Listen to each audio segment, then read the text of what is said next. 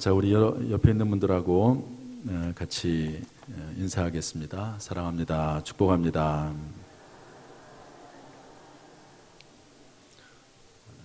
우리 서로 축복하겠습니다. 잘 될 것입니다. 시작. 잘 될 것입니다. 반드시 잘 될 것입니다. 오히려 더 잘 될 것입니다. 아멘. 저를 따라서 하시죠. 성경으로 길을 찾고 기도로 힘을 얻는다. 아멘.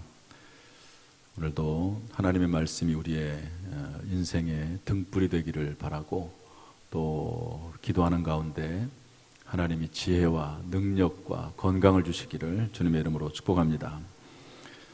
오늘 말씀은 새벽 기도회 때마다 이제 요즘 베드로 전후서를 강의하고 있는데, 지난 주간에 한번 했던 말씀입니다. 그런데 새벽기도 성도들 한 50명 정도 되는 분들만 듣기에는 좀 너무 아까워서, 또 그리고 꼭 해야 될 말씀이기도 하고, 또 베드로 전서 전체를 요약할 수 있는 그런 말씀이 돼서 오늘 주일에도 말씀을 전하게 됐습니다. 한번 따라서 합시다. 사도 베드로의 권면. 권면이다 이렇게 얘기했는데, 누구의 말이냐가 참 중요합니다. 조그마한 어린아이가, 어린아이라고 그래서 그 말이 아무런 의미가 없다는 의미는 아니고요. 어린아이의 말보다는 아무래도 전문가의 말에 더 귀를 기울이게 될 것입니다. 교수님이라든지 박사님이라든지 전문이라든지 이런 분들의 말에 더 귀를 기울이지 않겠습니까? 누가 했느냐가 중요합니다. 현재 세계에 수많은 나라들이 있고 그 나라들의 대통령들이 있고 수상들이 있습니다. 대통령의 말이 다 중요하지만 아무래도 작은 나라의 국가의 대통령의 말보다는 큰 나라의 말들, 대통령의 말이 더 중요하게 여겨지게 될 것입니다. 미국 대통령이 한마디 말을 하면 전 세계가 관심을 갖습니다. 어떤 경우에는요, 그 말 한마디 때문에 주가가 폭등하기도 하고요, 어떤 경우에는 주가가 뚝 떨어지기도 합니다.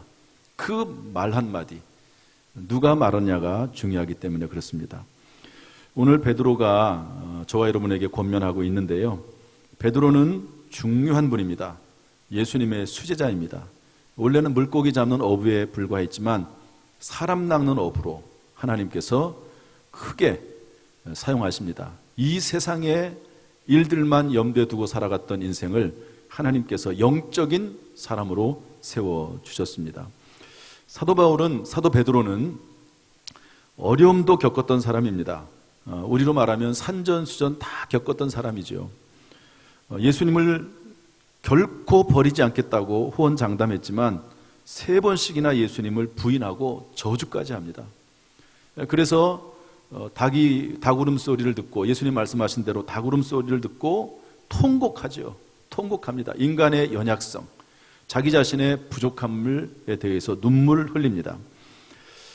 그럼에도 불구하고 예수님은 그 사도 베드로를 불쌍히 여기시고 은혜를 베풀어 주셔서 계속해서 주의 종으로 사용하십니다.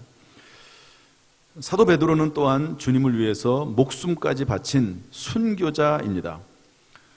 전승에 의하면 사도 베드로는 십자가에 거꾸로 못 박혀 죽었다고 합니다. 코바디스라고 하는 영화가 오래전에 나왔습니다. 원래는 코바디스 도미네입니다. 도미네라고 하는 말은 주님이란 뜻이거든요. 베드로가 로마 시대의 네로 황제는 왜 그런지 기독교인들을 그렇게 핍박을 했습니다. 많이 죽였습니다. 성경도 다 불태웠습니다. 그런데 그 네로 황제의 핍박을 피해서 도망을 갑니다. 로마를 떠나죠. 그런데 자기 자신은 로마를 떠나는데, 떠나는 그 시간에 예수님이, 누가 한 분이 지나가는데 보니까 예수님이에요. 예수님이 지나가시는 것을 보고 사도 베드로가 이렇게 얘기합니다. 코바디스 도미네, 주님 어디로 가십니까? 그랬더니 예수님이 나는 로마로 들어간다. 내가 목숨을 부지하기 위해서 떠난, 성도들을 버리고 떠난 그 로마로 내가 들어간다 하는 말씀을 듣고 그리고 베드로가 다시 로마로 들어가서요, 그 거꾸로의 십자가 못 박혀서 죽게 됩니다. 이것을 보면은요, 이 베드로는 참 실패도 많이 겪기도 하고 그러면서 또 하나님의 은혜를 받기도 하고 또 심지어는 하나님의 능력과 성령이 충만할 때는 엄청난 기적을 행하기도 했던 그런 분이 바로 베드로라고 할 수 있습니다. 이 베드로가 베드로 전서와 후서를 기록을 했습니다. 한 가지 이 베드로서를 우리가 이해할 때 베드로서는 고난의 시대에 기록이 된 것이다 라고 하는 것을 잊으면 안 됩니다. 성경, 사실 신약 성경 대부분이 다 그렇습니다. 고난의 시대, 예수 믿으면 붙잡혀 죽고 예수 믿으면 순교하고 예수 믿으면 고문당하는 그런 시대에 성경이 쓰여졌다는 것을 꼭 기억을 해야 됩니다. 제가 성지순례를 다녀오면서 가장 많이 얘기하는 것 중에 하나가 아마 터키에 있었던 데린쿠유의 이야기일 것입니다. 지하 동굴입니다. 지하에다가 수백 미터 지하에다가 동굴을 파놓고 그 동굴에 들어가면은요 완전히 거미줄 같아요. 들어가서 빠지고 또 들어가서 빠지고 거기에 이렇게 굴을 파가지고 거기에 기거하는 거죠. 거기는 돌이 그렇게 가능합니다. 우리나라 돌과 좀 다르게. 거기에서 300년 동안을 사는데요. 제가 그 데린쿠유의 그 지하 동굴을 모습을 한번 보여드리겠습니다. 한번 사진으로 띄워주시죠. 데린쿠유라고 하는 지하 도시입니다. 이렇게 동굴을 팝니다. 보통 일이 아니죠, 사실은. 넘겨보실래요? 이것은 이제 동굴이 밑으로 내려가는데요. 내려가는 길목마다 저런 것들이 계속 있습니다. 맷돌처럼 생겨 있는데 이제 로마 군인들이 찾아오면 로마 군인들이 이제 침입을 하면 저 돌을 빼가지고 딱 막아놓습니다. 넘겨보시죠. 이것도 마찬가지고요. 다음 보시죠. 이것은 잘 보이진 않지만 조금 더 들어가면 양쪽에 날개처럼 동굴이 이렇게 파여져 있습니다. 그리고 앞에 동굴이 파여 있고요. 그러면 이제 결국 십자가 모양이 되지 않습니까? 여기에서 지하에서 예배드리는 겁니다. 넘겨보시죠. 이거는 뭐냐면 묘지입니다. 무덤. 그러니까 여기에서 죽으면 여기에서 묻고 여기에서 심지어 태어나기도 하고 자라다가 여기서 죽는 그런 일들을 계속해서 해왔던 것이죠. 이런 시대가 바로 사도 베드로가 성경을 썼던 시대입니다. 특별히 이 성경을 쓸 때 이 서신서 같은 경우에는 사도 바울은 13권의 성경을 기록하지 않았습니까? 또 사도 베드로는 베드로 전후서를 썼습니다. 그런데 구조가 나름대로 있습니다. 그 구조가 뭐냐면 처음에는 구원 일단 꺼주세요. 처음에는 구원, 그 다음에 구원 그 이후입니다. 따라합시다. 구원 그 이후. 신앙생활에 대해서 우리가 한마디로 정의를 한다고 하면 뭐 많은 내용들이 있지만 딱 두 가지로 어떻게 구원을 받느냐, 내가 구원을 받았느냐, 또 하나는 구원받은 이후의 삶은 어떻게 되느냐.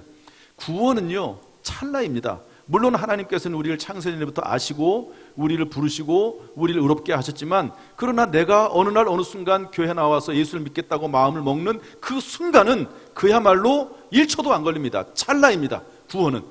그 구원이라고 하는 중요한 원리가 성경에 나와 있고 그 다음에는 이 구원받은 사람들이 어떻게 살아야 되느냐 하는 것이 나와 있는데 오늘 말씀은 베드로가 구원받은 성도들이 어떻게 살아야 할 것인지를 설명하는 말씀이라고 볼 수가 있습니다. 많은 내용들이 있지만 맨 뒷부분만 제가 뽑아 본 것입니다.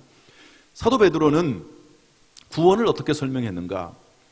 여러분 예수님이나 사도 바울은요 예수님의 구원을 설명할 때 예수님을 유월절 어린 양으로 이해를 했습니다.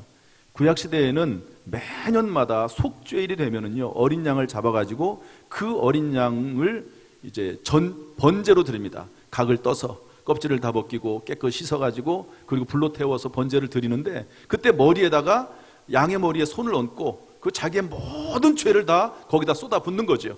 그리고 그 양이 대신해서 불에 타서 죽는 겁니다. 이게 속죄 제사입니다. 그런데 신약시대에 와서 예수 그리스도가 유월절 어린 양 되신다. 우리의 모든 죄를 대신해서 십자가에서 죽으셨다.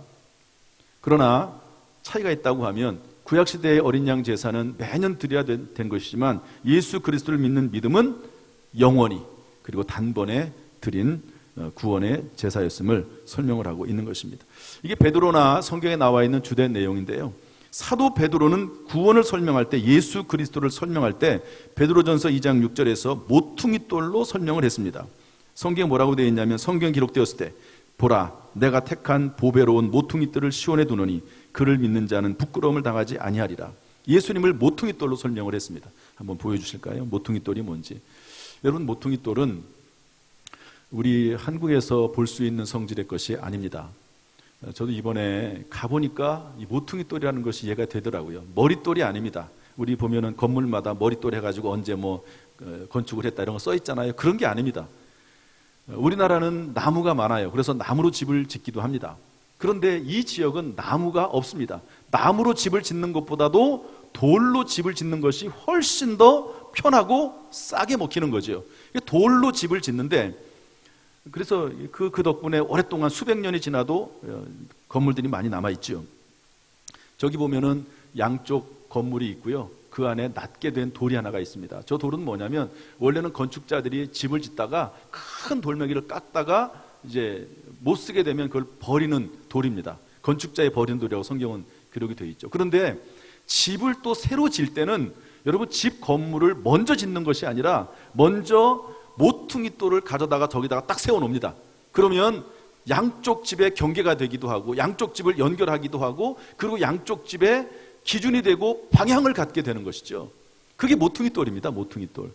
그런데 사도 베드로는 예수님을 설명을 할 때 하나님의 아들 예수 그리스도는 모퉁이 돌이다. 다시 말해서 사람과 하나님을 연결시켜주고 사람과 사람을 연결시켜주고, 그리고 어떤 방향이나 기준을 잡아주는 그런 분으로서 예수 그리스도를 설명을 했다고 하는 것입니다. 이처럼 예수 그리스도를 우리가 믿고 구원을 받았지 않습니까? 그리고 나서 어떤 삶을 살아야 될 것이냐, 이것이 대주제라고 볼 수가 있는 것이죠.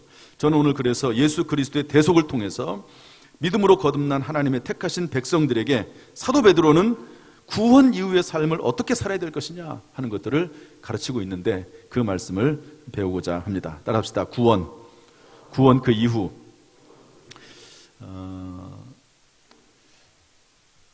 저는 지난 한 주일 동안도 참 이런 얘기를 많이 합니다. 스스로 예수 피로 구원받았다, 예수 피로 죄사함 받았다, 이런 말을 참 많이 하고 지냅니다. 한번 따라서 합시다. 예수 피로 죄사함 받았다. 뒤에 있는 이야기도 사실은 너무너무 중요한 말씀이긴 하지만, 제가 서론 부분에서 오늘 이 말씀을 많이 하는 이유는, 사실은 구원 그 이유라고 하는 것은 구원을 전제로 하지 않으면 시작도 할 수 없는 일이기 때문에 그렇습니다. 그런데 이 구원이라고 하는 것은 결국 예수 피로 죄사함 받은 거거든요. 그래서 여러분, 혹시 지난 한 주간 동안 하나님 앞에 여러 가지 실수도 있고 허물도 있고 잘못도 있지만, 여러분 그것 때문에 너무 자책하지 마시고, 그럴수록 오히려 주님 앞에 나와서 죄 용서받고 예수 피로 죄 씻음 받았다, 내가 눈으로 지은 죄 예수 피로 죄 씻음 받았고, 손으로 입으로 생각으로 마음으로 온몸으로 지은 죄들 예수의 피로 죄 씻음 받았다 라고 하는 사실, 여러분 다시 한번 마음속에 새기면서 이 시간에 그리스도 예수 안에서 회개하고 자유함을 얻는 귀한 시간 될 수 있기를 주님의 이름으로 축복합니다. 다시 한번 따라서 합시다. 예수 피로 죄 씻음 받았다. 우리 가슴에 손을 얹고, 나는 예수 피로 죄 씻음 받았다. 아멘. 이렇게 예수 피로 죄 씻음 받은 성도들, 구원 이후의 삶은 어떻게 살아야 될 것인가? 우리 7절 말씀 먼저 읽어보겠습니다. 7절 다 같이 시작. 너희 염려를 다 주께 맡기라, 이는 그가 너희를 돌보심이라. 첫 번째로는 염려를 다 주께 맡기라는 것이죠. 여러분, 이 당시의 염려와 지금의 염려는 완전히 다릅니다. 여러분, 그래도 우리는 이렇게 자유롭게 예배드릴 수 있잖아요. 그런데 이 당시에는 자유롭게 예배를 드릴 수 없습니다. 그리고 예배를 드리면서도 늘 불안한 거예요. 혹시 예배드리는 가운데 스파이가 있지는 않은가, 잘못하다 걸려서 죽지는 않을까 하는 그런 염려와 근심과 걱정이 많이 있습니다. 그런데 그 모든 염려를 다 주께 맡기라, 이 말은 던져버리라고 하는 의미입니다. 이유는 주께서 돌보시기 때문에 그렇죠. 돌보신다는 말은 관심을 갖고 계신다는 말이고, 하나님이 무관심하지 아니하시고 우리의 염려에 대해서 우리보다 더 관심이 많으시다는 의미를 가지고 있습니다. 여러분, 저나 여러분이나 자녀들에게 대해서 관심이 많죠. 아이들은 잘 몰라요. 아이들은 부모가 얼마나 관심을 가지는지 모릅니다.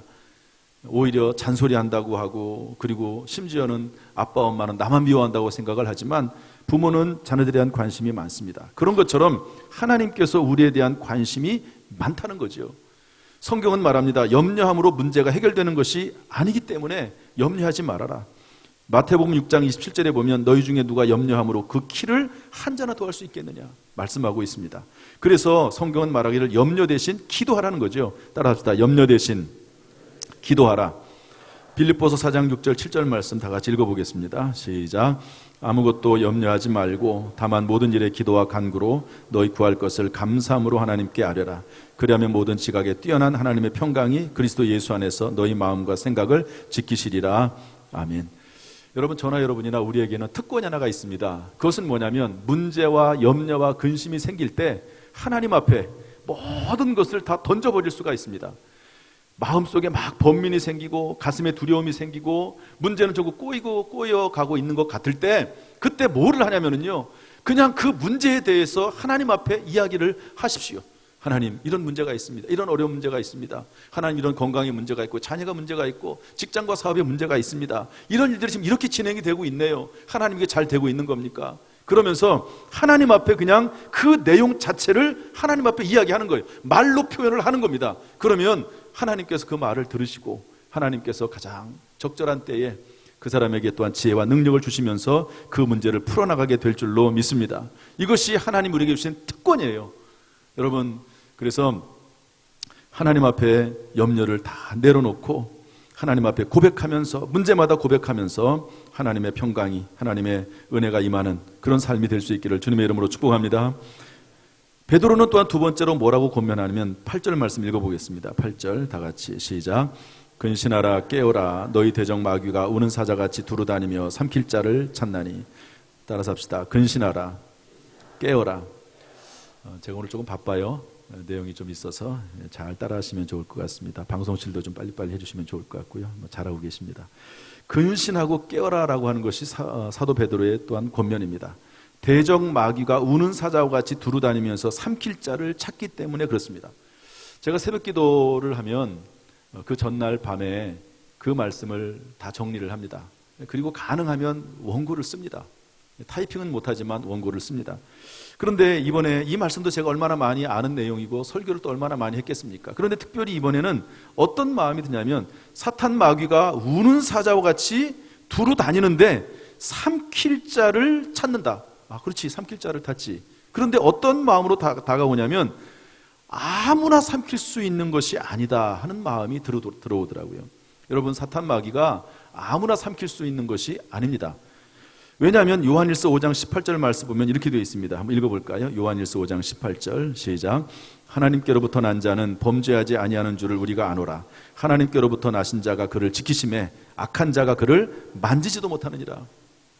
하나님께서 우리를 지켜주시기 때문에 만지지도 못한다. 악한 자가 만지지도 못한다는 거예요. 그래서 사탄 마귀가 누구나 다 아무나 다 꿀꺽 삼켜버리거나 어떤 해를 끼치는 것이 아니라 삼킬 자를 찾다가 삼킬 자를 결국 삼키고 마는 겁니다. 사탄 마귀는 그래서 삼킬 수 있는 대상인지를 찾고 있고, 그리고 늘 계속해서 주시하고 있다는 것입니다. 여기 주부에 보면 제가 설교문에 뱀이나 늑대, 사자, 동영상 이런 글을 써놨습니다. 동영상을 보여주려고 했는데 너무 이렇게 좀 별로 보기가 안 좋아요. 너무 좀 끔찍한 내용들도 좀 있습니다. 그래서 동영상은 빼고요. 여러분 생각을 한번 해봅시다. 뱀이 개구리나 어떤 다른 것들을 잡을 때요, 그냥 잡는 게 아닙니다. 대가리를 세워놓고 미동도 하지 아니하고 주시합니다. 그러다가 틈이 보이면 잽싸게 낚아채는 것입니다. 여러분, 늑대가 양떼를 바라보고 있습니다.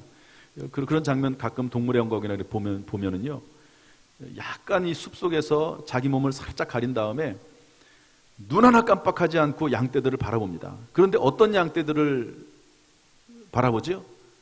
뒤에 처진 양 또는 어린 양, 이런 양들을 바라보다가 순식간에 달려가 가지고 그 양을 공격하는 것이지, 건강한 양이라든지 잘 뛰어다니는 양이라든지 그런 양들을 공격하는 것이 아닙니다.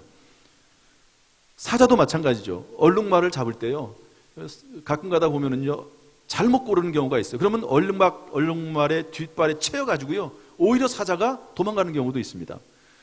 다시 말해서 대적마귀가 우는 사자같이 두루다니며 삼킬 자를 찾는데, 삼킬 자를 찾는 거예요. 삼킬 자를. 신앙생활을 하면서 연약한 자, 그리고 믿음이 없는 자, 말씀이 없는 자, 이런 사람들을 찾다가 그 사람을 공격하게 되는 것이죠. 그 대표적인 예가 뭐냐면 가룟 유다입니다. 가룟 유다는 예수님을 팔아 넘긴 사람인데, 성경 말씀 보니까 요한복음 13장 2절에 보니까 뭐라고 되어 있냐면, 사탄 마귀가 예수를 팔려는 생각을 그에게 집어넣었다고 되어 있습니다.